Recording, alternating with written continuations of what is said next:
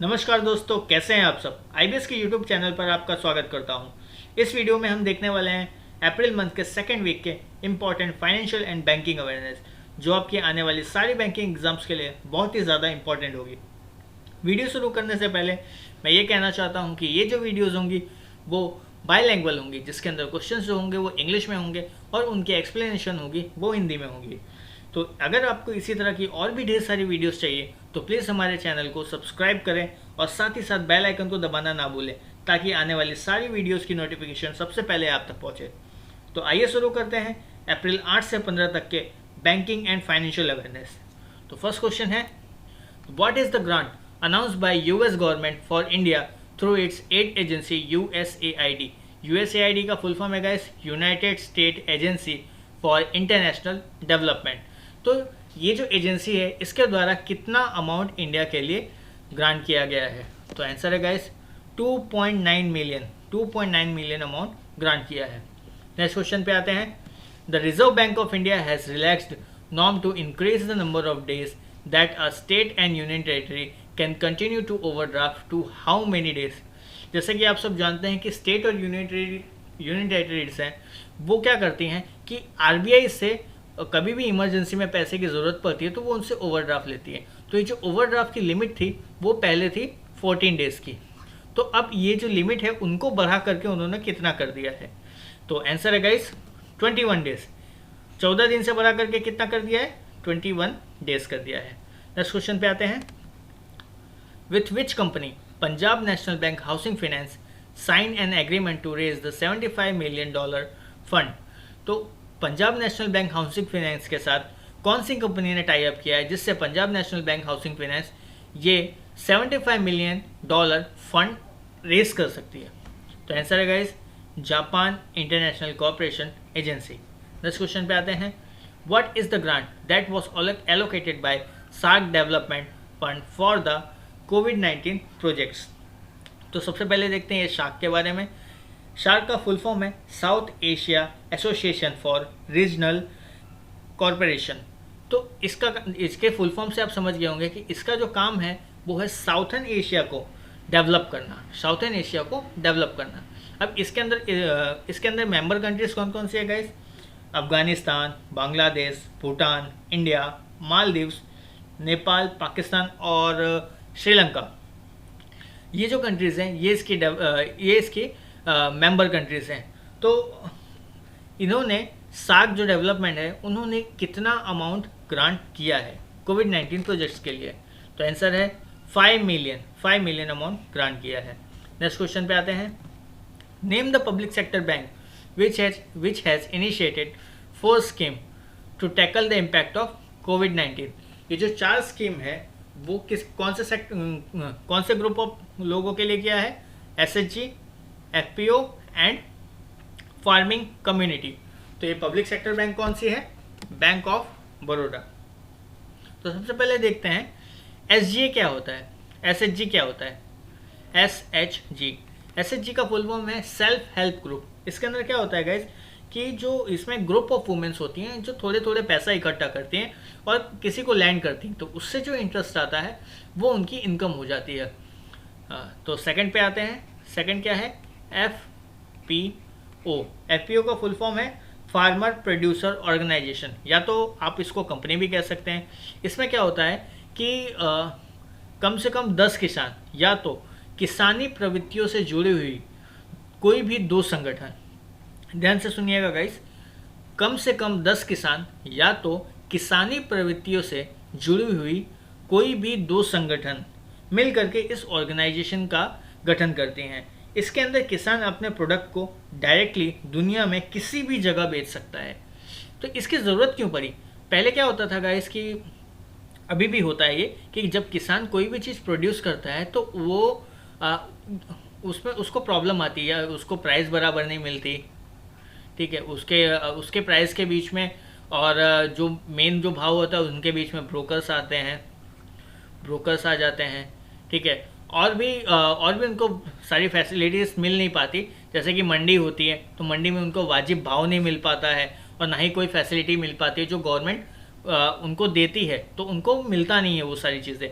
तो तो ये जो चीज़ें हैं, ये किसान अगर कभी कोई भी चीज़ के लिए पैदावार करता है, उसके पीछे मेहनत करता है और उसको वाजिब दाम नहीं मिलता, तो वो बहुत ही ज़्यादा गलत बात होती है। तो ये ऑर्गेनाइजेशन क्या करती है कि कोई किसान की कोई भी प्रोडक्ट होगी उसको वो मार्केट में लेके जाएगी और मार्केट भाव जो चल रहा है, जो करंट मार्केट में रेट चल रहा है, उस मार्केट में उसी रेट पे वो चीज़ों की बिक्री करवाएगी।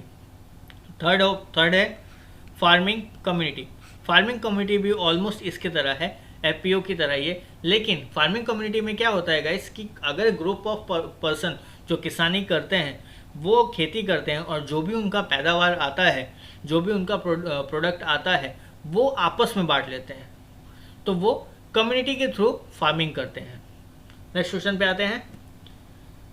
SIDBI announce to provide emergency working capital of up to dash for small and medium enterprises. Small and medium enterprises हैं, उसके लिए सिडबी ने कितना amount working capital as a emergency capital announce किया है?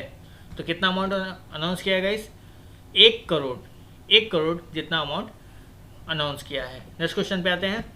What is the rank of Mukesh Ambani in the 34th annual list of global billionaires 2020? ये जो global billionaires 2020 है, ये कौन रिलीज करता है? फोर्ब्स रिलीज करती है। अब देखते हैं टॉप पे कौन है। जेफ बेजोस हैं और मुकेश अंबानी इंडिया पे फर्स्ट पे हैं, लेकिन ऑल ओवर वर्ल्ड वो कौन से नंबर पे हैं? 17 नंबर पे वो हैं। नेक्स्ट क्वेश्चन पे आते हैं।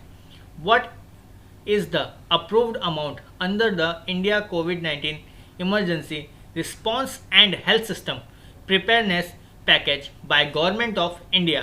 तो गवर्नमेंट ऑफ इंडिया के द्वारा कोविड-19 emergency response and health system preparedness package में कितना अमाउंट को अप्रूवल दिया गया है? तो आंसर है 15,000 करोड़।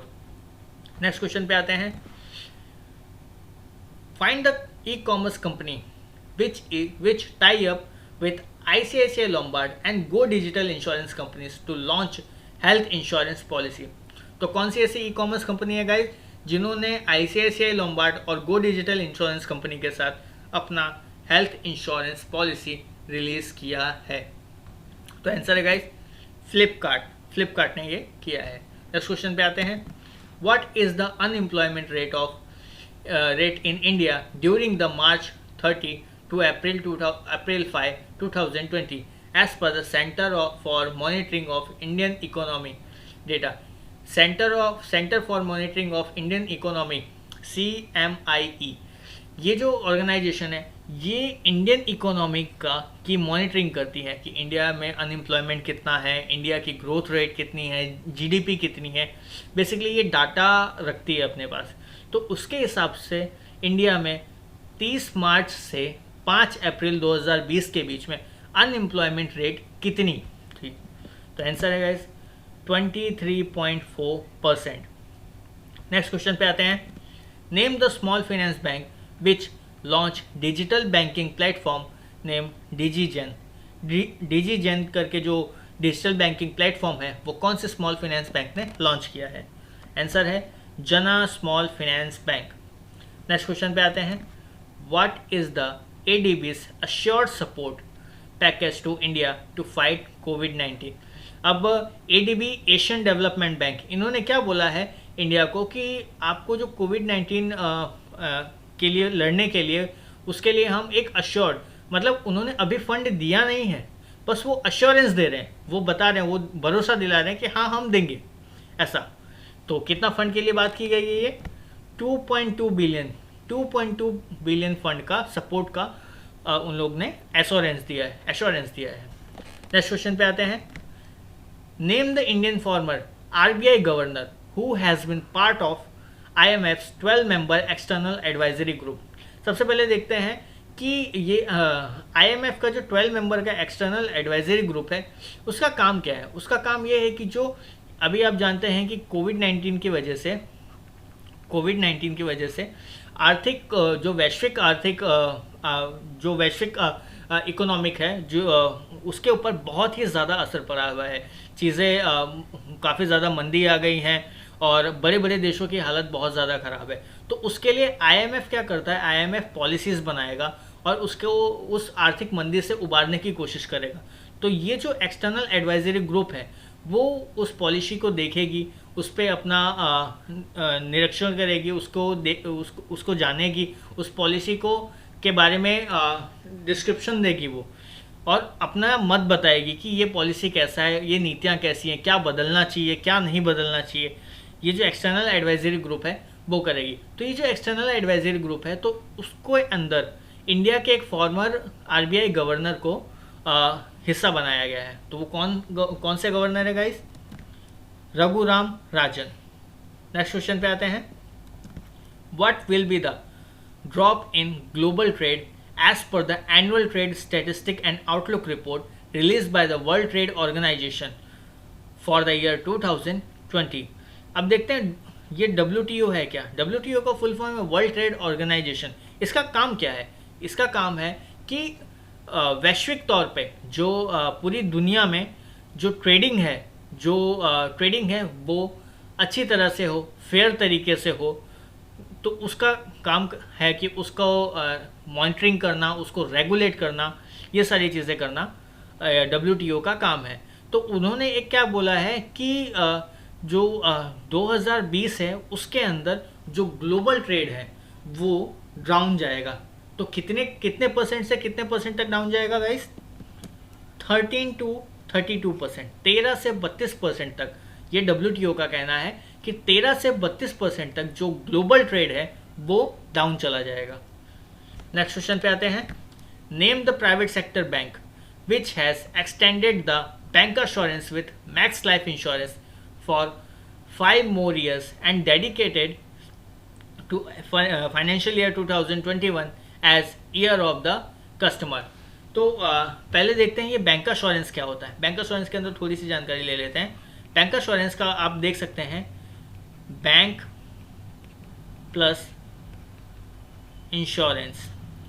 इसका मतलब होता है अगर बैंक एक इंश्योरेंस कंपनी के साथ मिल करके इंश्योरेंस का सेलिंग करती है तो वो बैंक assurance होता है। ये एक थर्ड पार्टी प्रोडक्ट होता है, जिसका मतलब बैंक का काम क्या होता है कि बैंकिंग रिलेटेड सर्विसेज प्रोवाइड कराना, जिसके अंदर वो इंश्योरेंस भी सेल कराती है तो वो एक थर्ड पार्टी हो जाता है। तो बैंक assurance आप एक थर्ड पार्टी के तौर पे कंसीडर कर सकते हैं।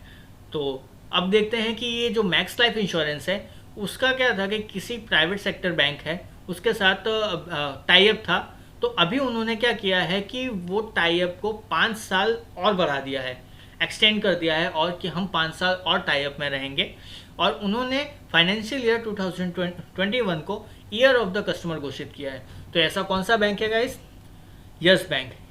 यस बैंक ने अपना मैक्स लाइफ इंश्योरेंस के साथ 5 साल और बढ़ा दिया है बैंक assurance के पार्टनरशिप का। नेक्स्ट क्वेश्चन पे आते हैं। Central bank of which country has about 1.01% stake in HDFC bank.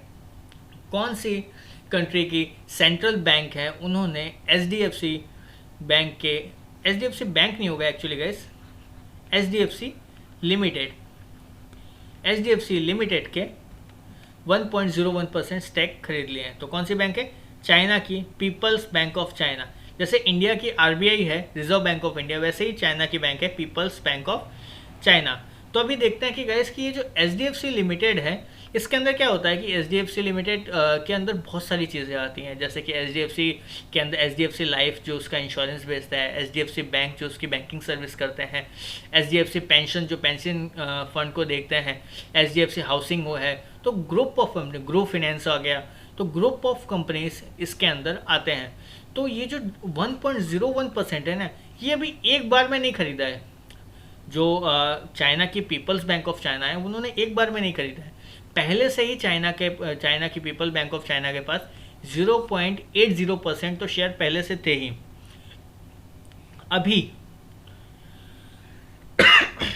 अभी जनवरी से मार्च के बीच में उन्होंने धीरे धीरे परचेसिंग करके अपने शेयर को 0.21% और बढ़ा लिया है।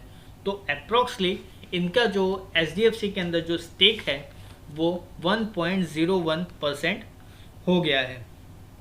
और ऑलमोस्ट 1.01% मतलब ऑलमोस्ट इन्होंने 1.75 करोड़ HDFC के शेयर्स परचेस कर लिए हैं। नेक्स्ट क्वेश्चन पे आते हैं, what will be the penalty in the basis point on which if they fail to invest TLTRO fund in 30 working days as announce by RBI। अब देखते हैं कि TLTRO है क्या। TLTRO बनाया गया इस LTRO से, इसके साथ एक और T जोड़ दिया गया है तो ये TLTRO हो गया है। LTRO क्या होता है? LTRO का फुल फॉर्म है लॉन्ग टर्म रेपो ऑपरेशन।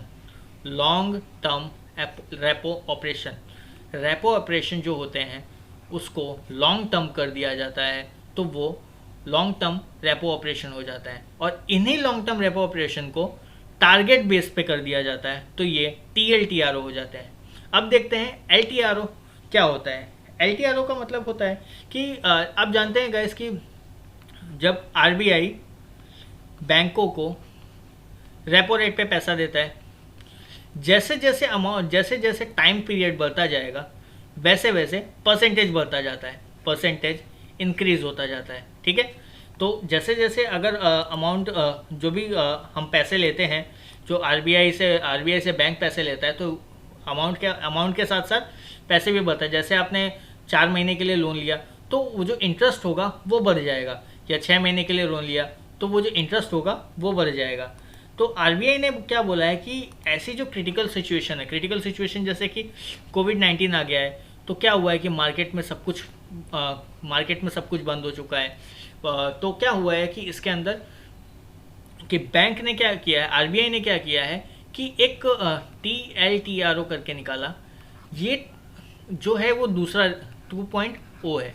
इससे पहले भी एक बार वो ये चीज़ कर चुकी हैं किसी भी बैंक किसी भी कंट्री को आर्थिक मंदी से निकालने के लिए। तो उन्होंने क्या किया है कि एक लॉन्ग टर्म पे इन्वेस्टमेंट किया है। लॉन्ग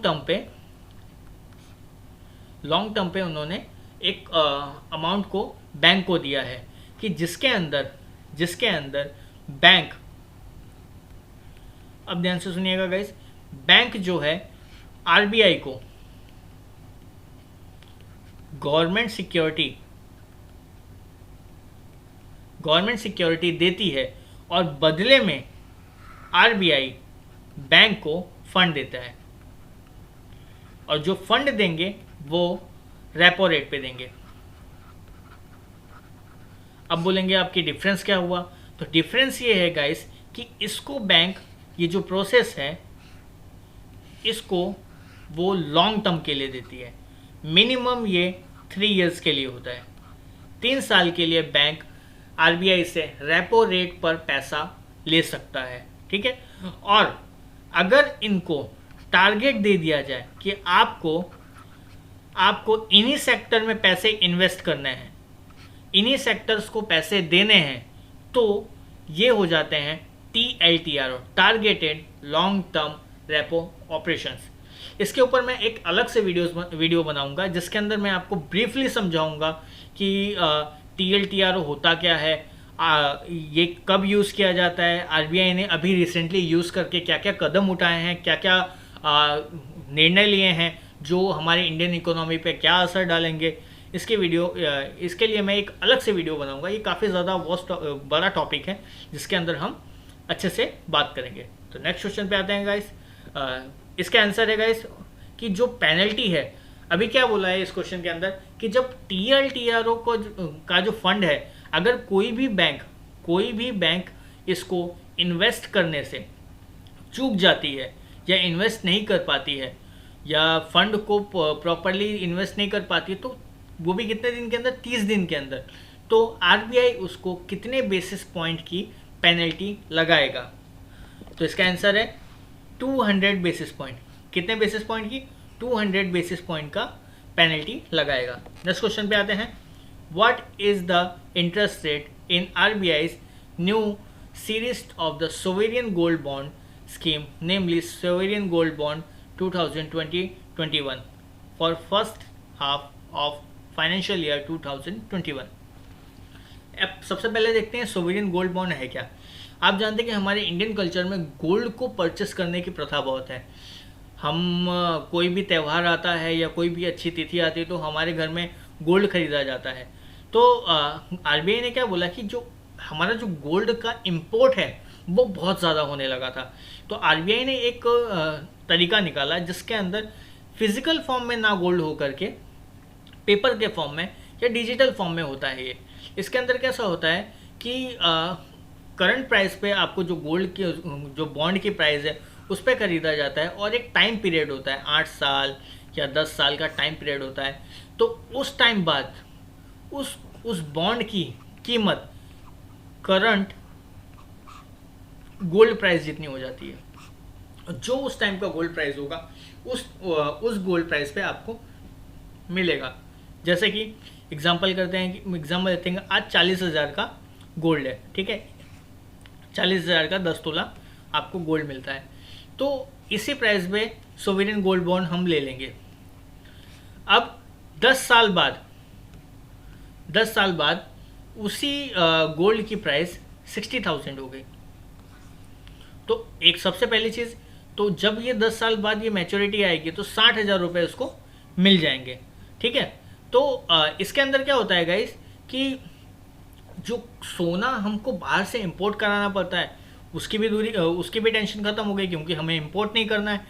और सेकंड चीज़ ऐसा होता है गाइस कि जो कस्टमर है, जो लोग हैं, आम लोग हैं, वो कहीं से भी इसको परचेस कर सकते हैं, पोस्ट ऑफिस से, बैंक से, कहीं से भी परचेस कर सकते हैं। ये जो सोवरेन गोल्ड बॉन्ड है ये गवर्नमेंट ऑफ इंडिया के बिहाफ पे आरबीआई निकालता है। तो ये भी चीज़ हो गई कि सबसे ज़्यादा सिक्योर है, ठीक है। तो इस क्वेश्चन का आंसर है इसके कितना इंटरेस्ट रेट होगा, 2.5% जितना इंटरेस्ट रेट होगा। तो thank you very much guys, I hope आप सबको ये वीडियो अच्छा लगा होगा। आशा करता हूँ आपको ये वीडियो बहुत ही ज़्यादा पसंद आई होगी। तो आप हमें अदर सोशल मीडिया साइट पे फॉलो भी कर सकते हैं, जैसे कि हमारी इंस्टाग्राम की आईडी है IBS_सूरत, जिसके अंदर आपको डेली करंट अफेयर की बुलेटिन्स मिलेंगी और साथ ही साथ क्विजेस मिलते रहेंगे। आप हमें फेसबुक पे फॉलो कर सकते हैं, IBS एकेडमी करके है, और आप हमें टेलीग्राम पर भी ज्वाइन कर सकते हैं, IBS एकेडमी करके हमारा जो चैनल है उसमें ज्वाइन कर सकते हैं, जिसके अंदर आपको फ्री में अदर सब्जेक्ट्स के मटेरियल्स मिलेंगे और साथ ही साथ आपको प्रॉपर गाइडलाइंस भी मिलेगी हमारे इंस्टीट्यूशन हेड के द्वारा। तो thank you very much guys, thank you very much, stay at home, stay safe, thank you.